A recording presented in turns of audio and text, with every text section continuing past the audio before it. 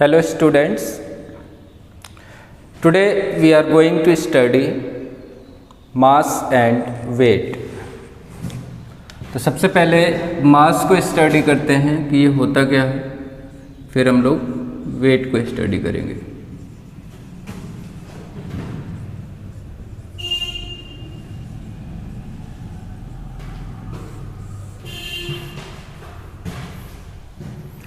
मास होता क्या है?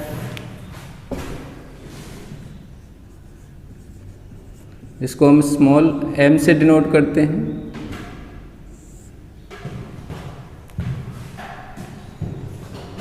मास होता क्या है?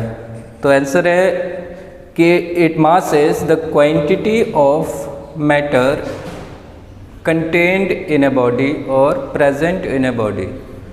कोई भी पर्टिकुलर बॉडी वो जिस चीज़ से बनी हुई है उसमें जितना मैटर प्रेजेंट है वही क्या कहलाता है, उसका मास कहलाता है।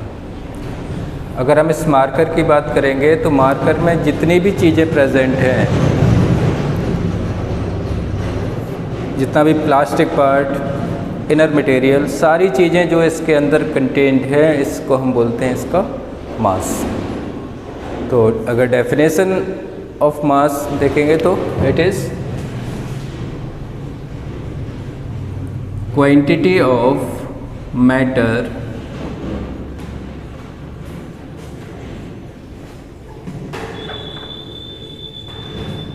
contained in a body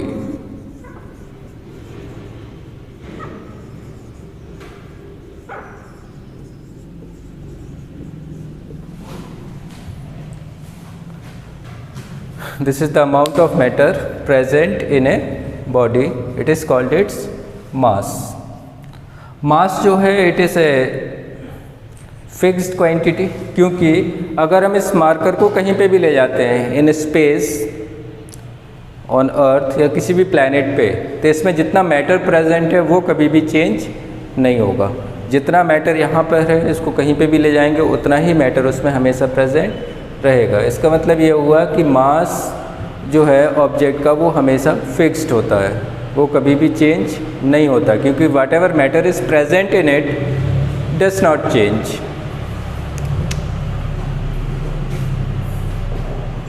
तो यहाँ से हम एक पॉइंट हमें मिल जाएगा, mass of a body is fixed and does not change.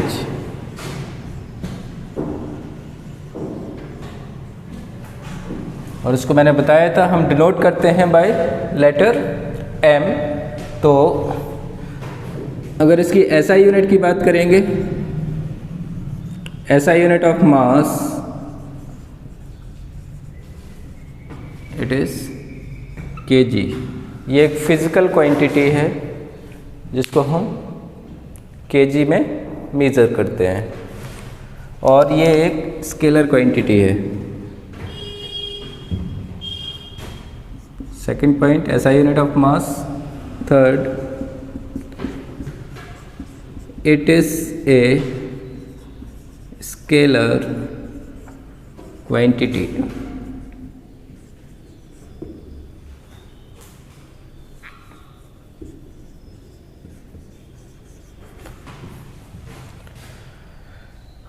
ठीक है, इसके अलावा हम इसको मेज़र कैसे कर सकते हैं? तो then we can measure mass with the help of beam balance या फिजिकल बैलेंस बोलते हैं। It is an instrument that is used to measure mass. It is measured by physical balance और beam balance।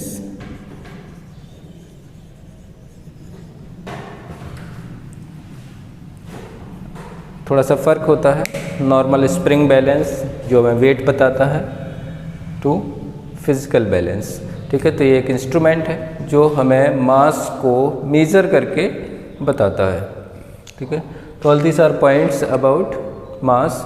इसके अलावा mass, जो important चीज़ याद रखना है, mass of a body is fixed and does not change. कहीं पे भी आप एक ऑब्जेक्ट को लेके जाएंगे, क्योंकि उसका मैटर जो उसमें प्रेजेंट है वो चेंज नहीं होगा, तो वो हमेशा एक फिक्स्ड वैल्यू होती है, ठीक है।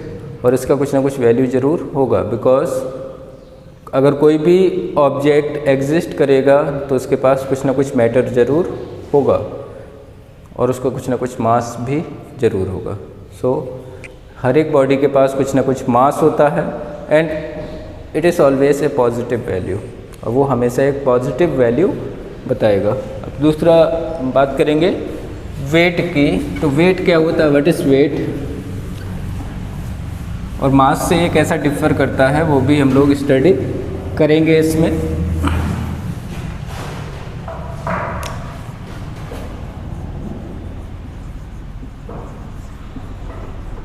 वेट को हम W से रिप्रेजेंट करते हैं। वेट होता क्या है, तो answer it is the amount of force that earth exert on a body. जितने फोर्स से अर्थ किसी भी ऑब्जेक्ट को अपने तरफ खींचती है उसी को हम बोलते हैं वेट। तो हम लिख सकते हैं weight is a force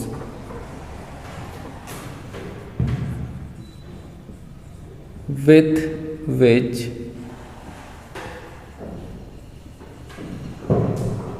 earth attract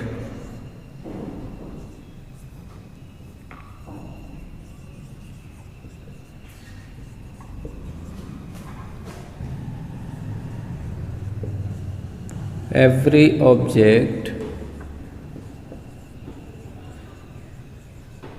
towards it।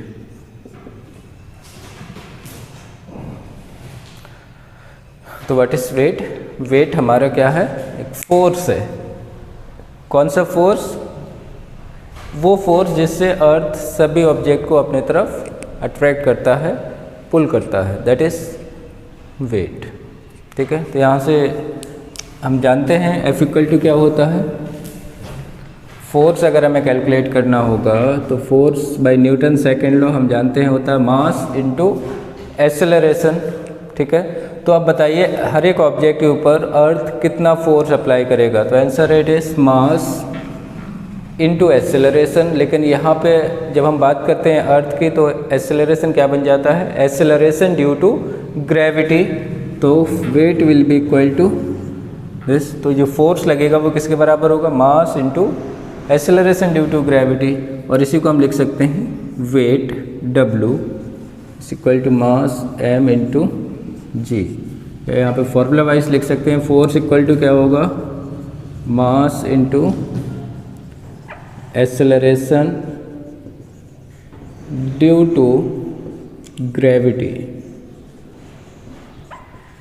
तो अब देखिए वेट का फॉर्मूला हमारे पास आ गया, वेट इक्वल टू क्या होगा, mass into acceleration due to gravity. तो weight is this much force, ये वो फोर्स है जिससे अर्थ क्या करता है, हर एक ऑब्जेक्ट को अपनी तरफ अट्रैक्ट करता है। वेट जो है इट इज है, अगर इसकी SI यूनिट की बात करेंगे तो SI unit of weight is newton. Newton क्यों होगा, क्योंकि वेट क्या है, एक फोर्स है और हम जानते हैं हर एक फोर्स की SI यूनिट क्या होती है, न्यूटन होती है। दूसरा इट इज है वेक्टर क्वांटिटी,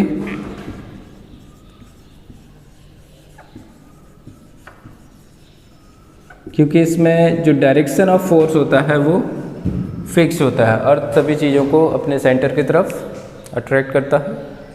इसके अलावा लेकिन अब देखिए, क्योंकि वेट जो है वो एक्सेलरेशन ड्यू टू ग्रेविटी पे डिपेंड करता है और हम जानते हैं एक्सेलरेशन ड्यू टू ग्रेविटी की वैल्यू तो चेंज होती रहती है, ठीक है। तो वेट जो है वो फिक्स नहीं होता है।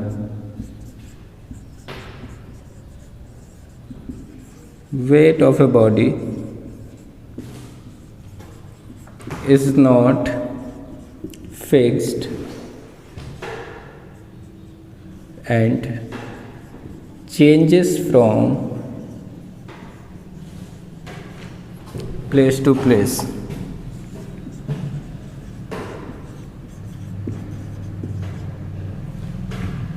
ठीक है। इसके अलावा वेट पॉजिटिव हो सकता है, नेगेटिव, या फिर ज़ीरो भी हो सकता है। ठीक है, ज़ीरो कब हो सकता है weight? Weight is zero at centre of earth. Why zero at centre of earth? तो आंसर है क्योंकि वहाँ पर एक्सेलरेशन ड्यू टू ग्रेविटी की वैल्यू कितनी होती है? ज़ीरो होती है, इसीलिए हमारा वेट ज़ीरो हो जाएगा। जैसे जैसे हम हाइट पे जाएंगे जी की वैल्यू डिक्रीज़ करती जाएगी, तब भी हमारा जो वेट होगा वो कम होता जाएगा। इसके अलावा वेट और ज़ीरो हो सकता है एक कंडीशन में, it is a condition of free fall. ठीक है, उसको हम लोग आगे के लेक्चर्स में स्टडी करेंगे। Thank you.